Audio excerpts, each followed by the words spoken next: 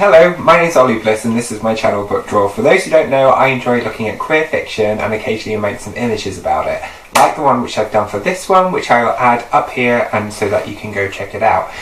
Today I'm reviewing The Counterfeiters, which I will give here. So The Counterfeiters is a 1925 novel written by André Gide. The book which is about truths, beliefs, things which are real, and it gives you basically a continuous existential crisis throughout reading this book. Like, this is going to be quite a complicated one for me to pin down and describe to you, because it deals with so many different themes within it, and it also has a multiplicity of characters. So what I'm going to do is kind of try and signpost you through some of the bigger themes of the book, and introduce some of the main characters, and which will hopefully encourage you to pick this book up and read it for yourself. So let's start off with the kind of the core characters. You've got Oliver, who I'm just going to say Oliver for the rest of it. But so Oliver, he is one of the central characters. And he has two brothers who are facing different situations. So with Vincent, he has a mistress who is married, but he makes her pregnant, and he's facing the dilemma of whether or not he supports that partner, or he kind of pushes away from it. And then George, little delightful George, who is a little punk. He is like on sort of massive little crime spree of 3, where they have these glass coins, counterfeited coins, and George is basically drumming up all sorts of trouble by using these coins to go out and have a great time.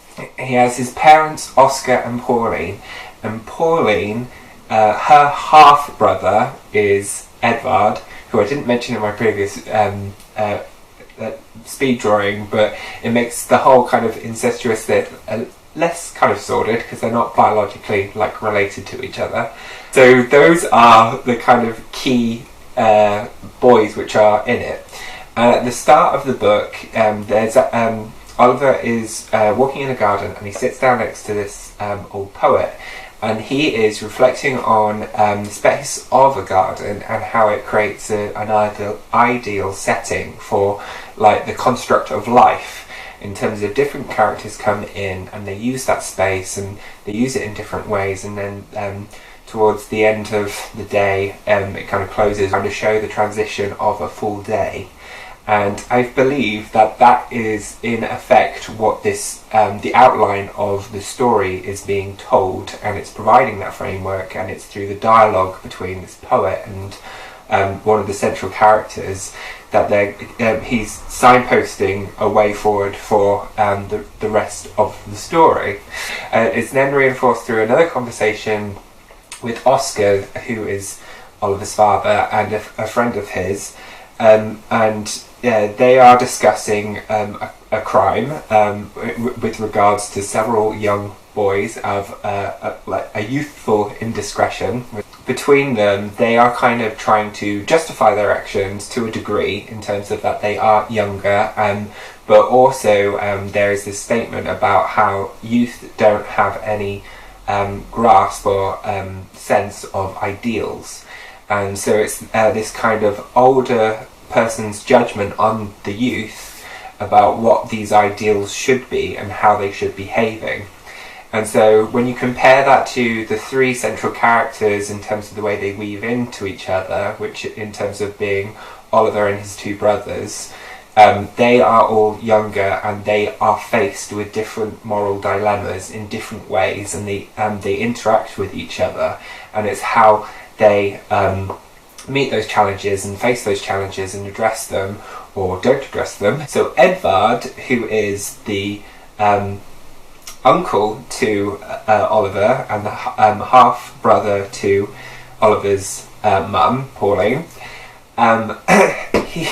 he is writing a novel called The Counterfeiters, and in this in his journal he is trying to unlock and unpick what it is that he's interested in terms of what he wants the themes and the material of his book to actually be about. And what's interesting about him looking at these elements, and it's done in very clear, poignant parts of the book in terms of the stages in which it follows.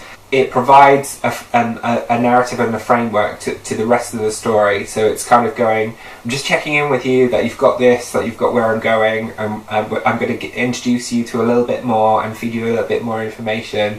But really you should know and be aware that this is actually about, and then he kind of goes into it. And so I'll talk a little bit about that. Edgar discusses his sense of virtues and the vexing question of sincerity by stating he has an egotistical force of decentralization so great in me that it disintegrates my sense of propriety, and as a consequence of responsibility.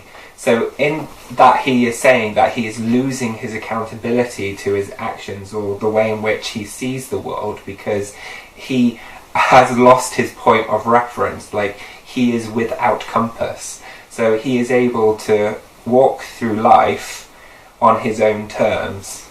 And so he doesn't actually have a kind of judgmental view on others and kind of takes the situations as they come. So instead of Edvard being a point of the moral compass, it's almost a description of, as the book itself, he is the face of the compass. So he is providing the full spectrum.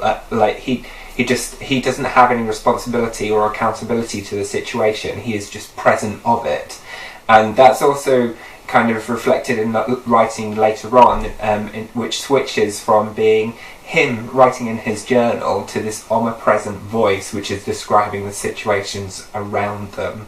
So it's flicking between these devices to give you this sense of space and time which is occurring in front of you. Then further on into the book, Edward continues to talk a little bit more about the theory of his novel, and he's saying to himself how, like, he is kind of frustrated when other novelists describe characters like they've got black hair. It's too literal, it's too like direct, and it labels onto a person, and instead he wants to give a more open-ended interpretation within his writing so that a person can fill it with their imagination and their thoughts and create a sense of their own space and interpretation in the writing itself. And he then follows on and says how it's not the business of a pure novel, then in brackets he says, in art as in everything else, purity is the only thing that I care about, no more than it is the business of drama.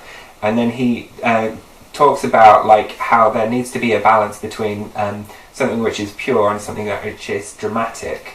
But what he's saying is that he's not trying to like create a purified, distilled version of a concept, but he wants to present something which is real and authentic to its audience. He then continues by saying like progressive literary work has to have a sense of being as close to possible to nature, not nature as in outdoors, but nature in life in terms of relatability to other people.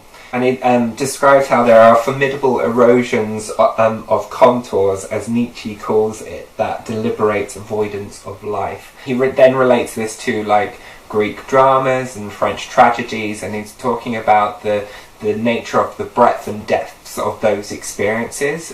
So in terms of the contours of that feeling, he's talking about like how these were real true moments for the individual, but they're presented and redistributed as like a play, something to consume, but you can identify with it because it's embedded in something which is true and honest. And that's what makes it pure, that because there is that relatable element and relevant element to other people. And then Edvard slash André Gide is using other devices as well to help steer the audience into really where he's thinking. And this picks up again towards the latter third of the book, when Edvard is having a conversation with Madame Sofrinska. And Madame Sofrinska has a son called Boris, and Boris is a friend of George. George being Oliver's younger brother.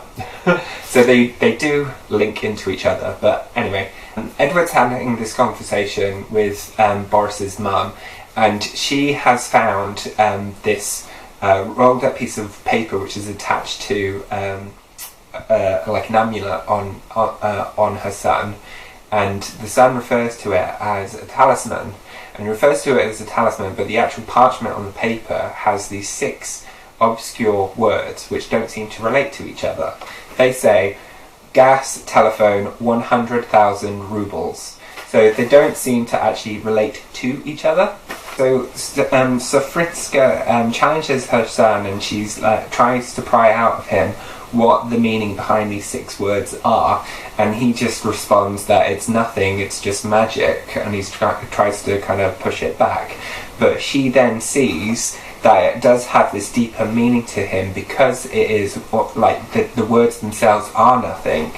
And she states that these 6 words were the boy's formula of incantation, the open sesame of a shameful paradise into which their pleasures plunged them. So this talisman it becomes a vehicle for him to realise that how words can be used, or how we can provide meaning to things, and he is attaching himself to these kind of physical objects of a telephone, of money. They are physical elements, but they actually don't hold real meaning. But that's what's kind of holding him back as a person, because they aren't, although they are actual things, what they represent is kind of meaningless. Like, we trade these pieces of metal with each other, but so she feels threatened by this, and she's trying to help steer him to being a better child. She describes this mindset as laziness. Once she realises this, she has a conversation with her son, and she says, once she knew the facts, I talked the whole thing over with him and made him ashamed of having preferred the possessions of imaginary goods to the real goods, which are, I told him, the rewards of effort. And she frames this also with the idea of mysticism and of religion. The nature of the church is something that she doesn't personally believe in, but she does believe in a sense of faith, and faith can be truthful because it's something that you truly believe, but you put also effort behind what you believe in. And so that's how she separates things which are of a lazy thought and are untruthful and are diminished, over something which has meaning and validity in it instead, and that's the kind of ethos that she's trying to put into her child. And she states that she doesn't believe in the dogma of the church, but she believes in the efficiency of faith, and how that can be a validating and useful resource for her child. So I really liked how he was using this dialogue to kind of explain his virtues, as in André Gide's virtues, through this lens of having a conversation. And it reminded me of like Sophie's world, in terms of how Sophie is introduced to lots of different ideas through dialogue, and it builds up this bigger picture and tests and shapes her understanding of the world. And I think André Gide is doing this in exactly the same way, by making reference to philosophers like Nietzsche. So he's drawing in these different elements to actually go, what do you think is a good life or a good way of living? But he actually he then does actually state how he doesn't want it just to be a novel which is about one singular thing. So in his notes to himself, he says, I should like to put everything into my novel. I don't want any cut of the scissors to limit the substance.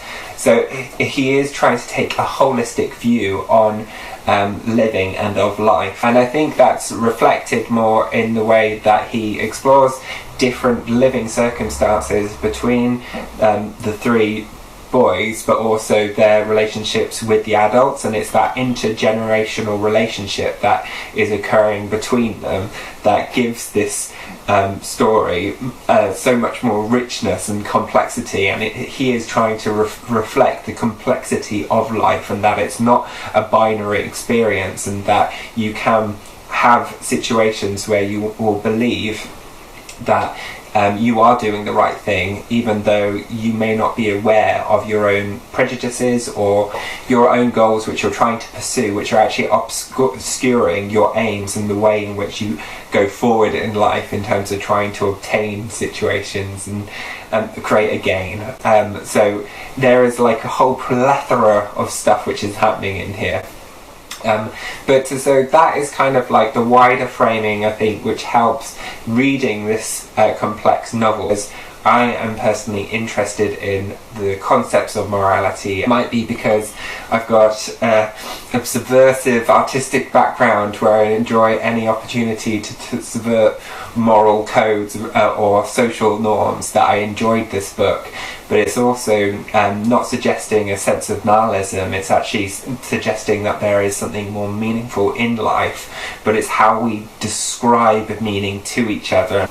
And I think it's stuff that we do explore into today as well. I mean, I think Rick and Morty, if you've ever watched an episode of that, they are constantly challenging and subverting our sense of reality and our sense of what is something that is a positive or a negative in behaviour, and they play with that all the time, and I think it's just genius. Anyway, if you've read The Counterfeiters, please let me know, because I would love to talk to someone who's actually genuinely read it and enjoyed it. If I've not made any sense, please tell me, because this has been a challenging review to do, and I'm happy to kind of unpack little bits if I've kind of witted on and it's not really made sense to you. Anyway, bye for now and see you again. Alright, bye!